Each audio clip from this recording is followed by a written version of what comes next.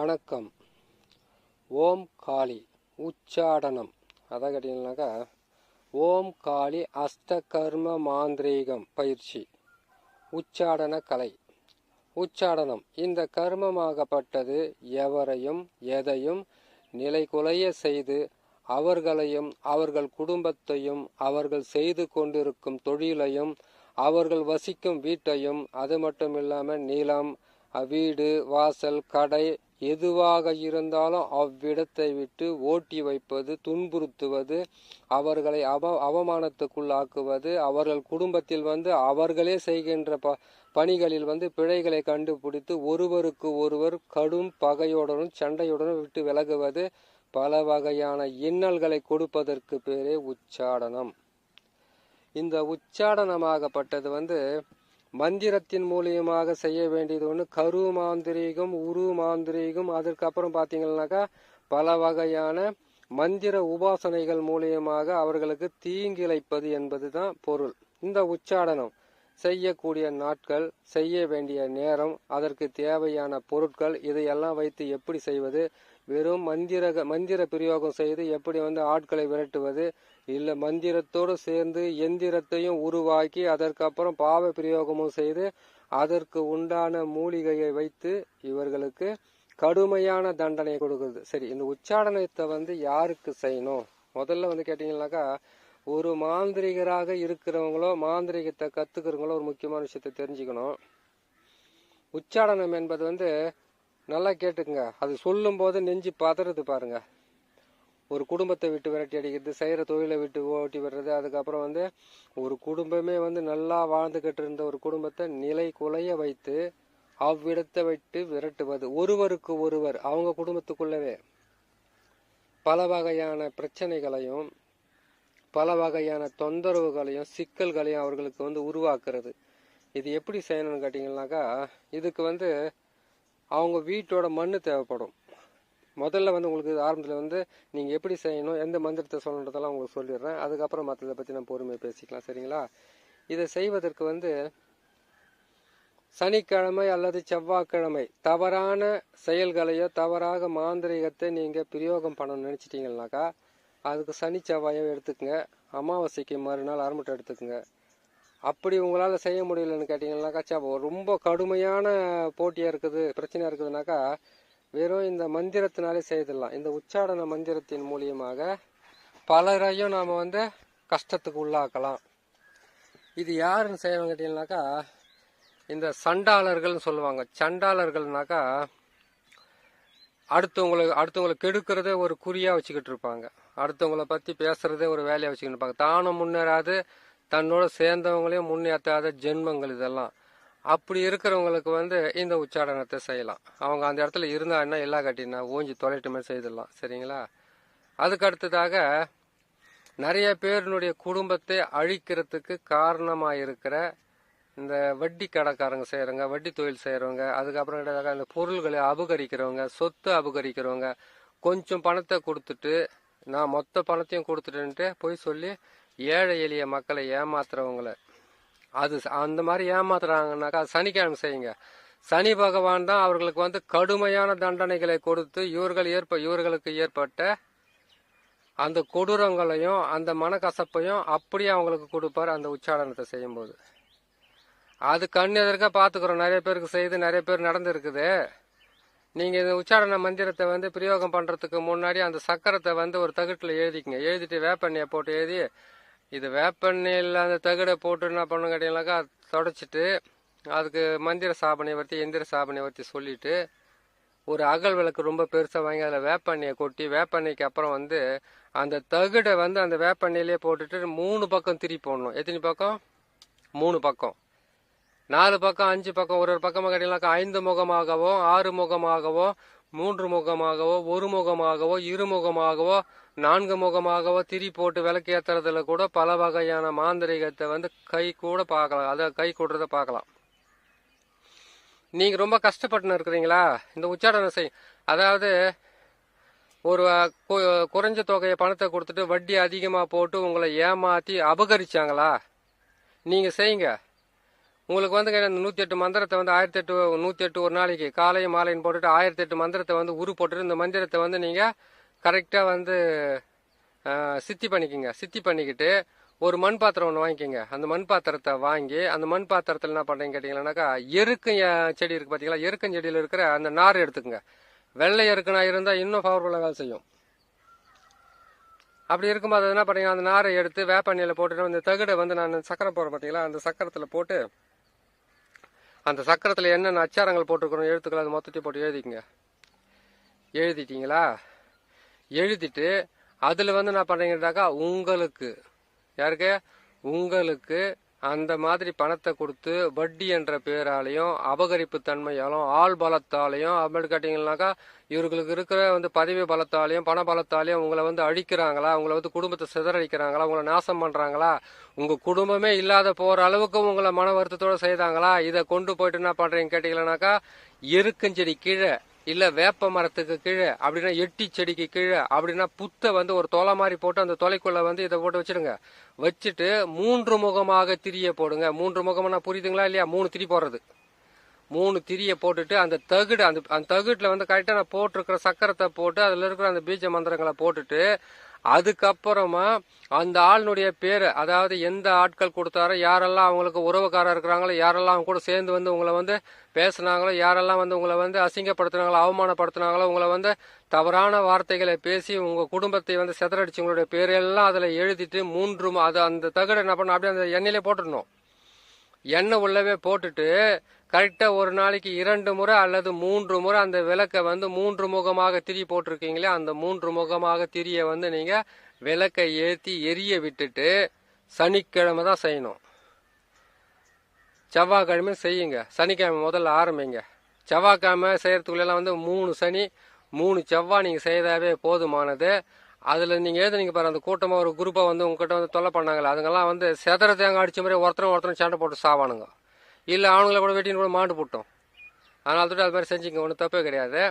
அந்த மாதிரி கொடுமைப்படுத்தின ஒரு குடும்பக்காரர்களையும் அதுக்கப்புறம் வந்து கேட்டிங்களானாக்கா ஒரு சாதாரண ஒரு குடும்பமாக இருக்கிறவங்கள வந்து வீடு தேடி வந்து சண்டை போடுறவங்களையும் பிரச்சனை பண்ணுறவங்களையும் அதுக்கப்புறம் தான் அராஜகன்ற பேரில் வந்து ஒரு பெண்ணை வந்து அசிங்கப்படுத்துறவங்களும் ஆண்களை அசிங்கப்படுத்துறவங்களும் யாரையுமே வந்து எதற்காகவும் உன் பசிக்காக நீ உழைத்து சாப்பிடு, உன்னுடைய பிரச்சனைக்காக நீ தினமும் போராடி கொண்டு இரு என்று சொல்லக்கூடிய முன்னோர்களுடைய வார்த்தையை மறந்து தன்னுடைய சொந்த ஆசைக்காகவும் விருப்பு வெறுப்புகளுக்காகவும் மற்றவங்களை கஷ்டப்படுத்துகிற யாராக இருந்தாலும் உச்சாடனம் செய்யலாம். அது எப்பேற்பட்ட ஆளானா இருக்கட்டும். இது 8 வாரம் செய்யணும். தொடர்ந்து 8 வாரம் செய்தீங்கன்னாவே போதுமானது. 8 வாரம்னு கேட்டிங்கன்னாக்கா அது 2 மாதம் ஆயிடுது. எப்படின்னு கேட்டிங்கன்னாக்கா பல வருஷமாக தான் அவங்ககிட்ட மாட்டின்னு சேர்த்துனுக்குறீங்க. ஒரு 2 மாதம் சேர்த்து கஷ்டமாகாது. அது கூட இன்னும் மோசமாக கேட்டிங்களானாக்கா எட்டி மரத்துக்கு கீழே வச்சிங்கன்னா மோசம், இன்னும் மோசமாக செய்யும். அந்த எருக்கனுடைய நாரை எடுத்து திரியாக போடணும். வெள்ளை எருக்குனா தான் இன்னும் ரொம்ப நல்லா வேலை செய்யும். அதை போட்டு செய்து அது செய்யுங்க. சரி, இது வந்து கொஞ்சம் உங்களுக்கு அதான் கேட்டிங்கனாக்கா கொடுமையிலும் கொடுமை. எந்த கொடுமைன்னு கேட்டிங்கனாக்கா தான் வாழவும் முடியாமல் தனக்குன்னு ஒரு பொருளை வச்சுக்கிட்டு இருக்குது, அபகரிச்சிட்டாங்களன்ற வேதனையில் ஒவ்வொரு நாள் கடவுள்கிட்ட போய் முறையிட்டுக்கிட்டு இருக்கீங்களா? சனிக்கிழமை செய்தீங்களன்னா பலன் கை மேலே பலன் கிடைக்கும். அதே செவ்வாய்க்கிழமை செய்தீங்கன்னாக்கா அதுவும் கை மேல் பலன் கிடைக்கும். கொஞ்சம் தாமதமாகும். சனி பகவானுக்கு மட்டும்தான், சனிக்கிழமைக்கு மட்டும்தான் பயம் உண்டு எல்லாருக்குமே. செவ்வாய் என்பது வந்து அடி உதற அது ரத்தம் சிந்தது அதெல்லாம் செவ்வாய்க்கு. சனி பகவான் அப்படி கிடையாது. அதாவது எப்படி கேட்டிங்கன்னாக்கா ஒரு மனிதனை சிறுக கொள்ளுவார். அவன் நெஞ்சு அவனுடைய அந்த ஈர இதயம் வலிச்சிச்சு இல்லையா, அந்த வலிக்கு தகுந்த மாதிரி ஒவ்வொரு நாளும் கொடுமைப்படுத்தி கொள்ளுவார். அவர் தான் சனி பகவான். அப்படி இருக்கும்போது நீங்கள் என்ன செய்கிறேன்னு கேட்டிங்கன்னாக்கா சனி பகவானை நினச்சிக்கிட்டு சனிக்கிழமை அன்னைக்கு நான் சொல்கிற அந்த சக்கரத்தை போட்டு அந்த மந்திரத்தை உக்காந்து சொல்லிட்டு முதல்ல கற்றுக்கணும். அதை பார்த்தோன்னே கபன்னு போயிட்டு நீங்கள் வேகமாக போய் நீங்கள் ஒரு மண் பாத்திரத்தை வாய்ந்த உடனே செய்யுங்க. முதல்ல கற்றுக்கிட்டு அந்த மந்திரத்தை பார்க்காமலேயே நீங்கள் அந்த மந்திரத்தினுடைய இதுவை பார்க்காமலே நீங்கள் மனப்பாடமாக சொல்கிற மாதிரி இருந்தால் தான் கரெக்டாக செய்ய முடியும். கோபத்திலையும் அவசரத்துலையும் எதையும் வந்து ஜெயிக்கவே முடியாது. அதனால் பொறுமையாக செய்யணும். சரிங்களா? சரி, இந்த உச்சாடனத்தை நீங்கள் கற்றுக்கொள்ளுது கொடியதிலும் கொடியது ரொம்ப மோசமானது. அடுத்து உங்களுக்கு செய்யும் போது நீங்கள் கேட்க வேண்டிய கேள்வி என்னன்னு கேட்டிங்கன்னாக்கா இந்த மாதிரி எங்களை ஏமாத்திட்டாங்க, இந்த மாதிரி எங்களை கொடுமைப்படுத்திட்டாங்க, இந்த மாதிரி எந்த தவறு செய்யாத நான் பாவத்தை இந்த மாதிரிலாம் பண்றாங்க, அவங்க பாவம் பண்றாங்க அப்படின்னு சொன்னாங்கன்னாக்கா காரணத்தை முதல்ல கேளுங்க. என்ன காரணம் கேட்டீங்கன்னாக்கா, அவங்ககிட்ட இவங்க எப்படி ஏமாத்தி வாங்கினாலும் யாருக்கும் தெரியாது. மற்றவங்க மேல குறை சொல்றது தான் வர்றவங்க தான். அவங்க மேல குறை சொல்லிடணும், அந்த குறைய சொல்லிட்டு அவங்க உடனுக்குடனே அவங்களை அழிச்சிடணும், அவங்கள இருக்கணும்.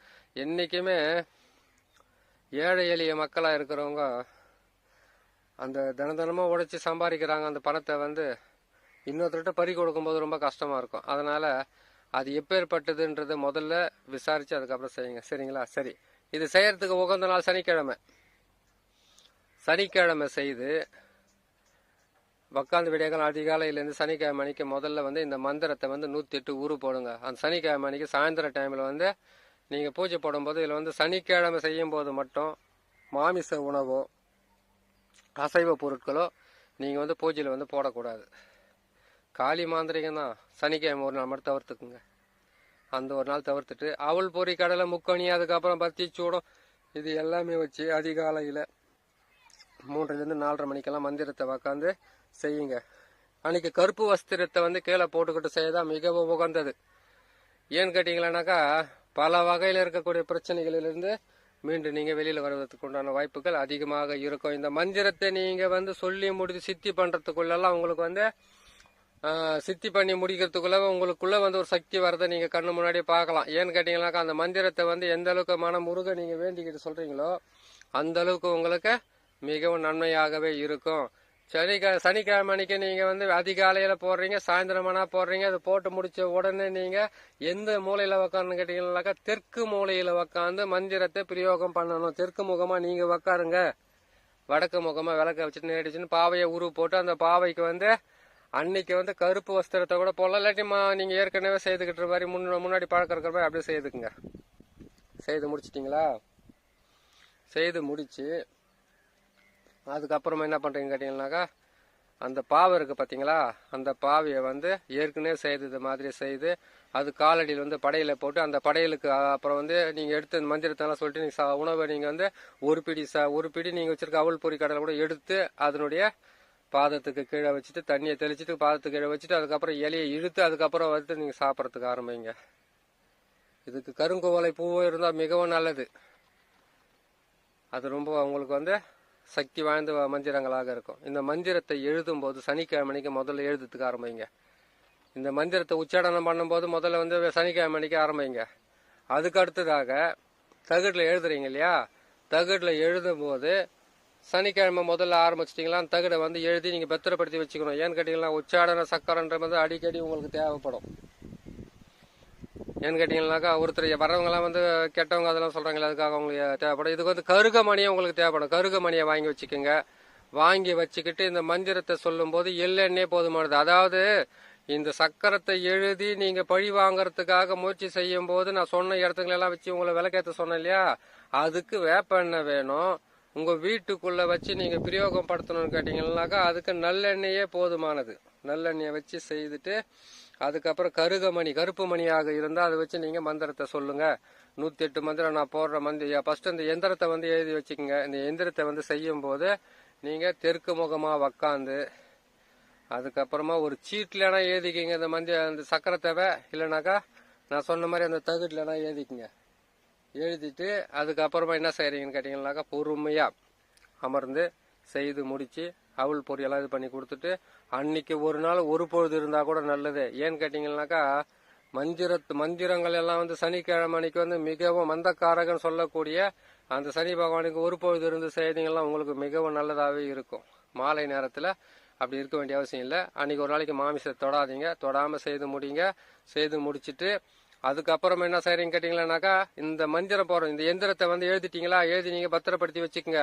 ஒரு தகுட்டுல எழுதி நீங்க பத்திரமா வச்சுக்கலாம். அப்ப தேவைப்படமெல்லாம் எழுதி அதுக்கு வந்து தேவையானதை போட்டு நீங்க அந்த தகுடை வந்து நீங்க தாய்த்தாக போட்டு கொடுத்தீங்கன்னா உங்களுக்கு நல்லா வேலை செய்யறதுக்கு ஆரம்பிக்கும். அதுல அவங்க பேருங்களை நீங்க சேர்த்து எழுதிக்கோங்க. அடுத்தது வந்து மந்திரம், இந்த மந்திரம் போடுறேன் இல்லையா, இந்த மந்திரத்தை வந்து நீங்க 108 முறை சொல்றீங்க.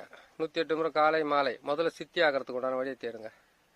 இந்த எந்திரமும் இந்த மந்திரமும் இந்த உச்சாடனத்துக்கு உண்டான சக்கரத்துங்களை வச்சு பயன்படுத்தி நீங்க என்ன செய்றீங்க கேட்டீங்கன்னாக்கா, பொறுமையா செய்து அதற்கு பிறகாக என்ன பண்ணணும்னு கேட்டீங்கன்னாக்கா, பயன்படுத்துங்க. மற்றவங்களுக்கு மிகவும் உதவியாக இருக்கிறதுக்காக நல்லது செய்து பயன்பெறணும் என்று சொல்லி இன்னொரு நல்ல பதிவில் உங்களை நான் சந்திக்கிறேன். நன்றி, வணக்கம்.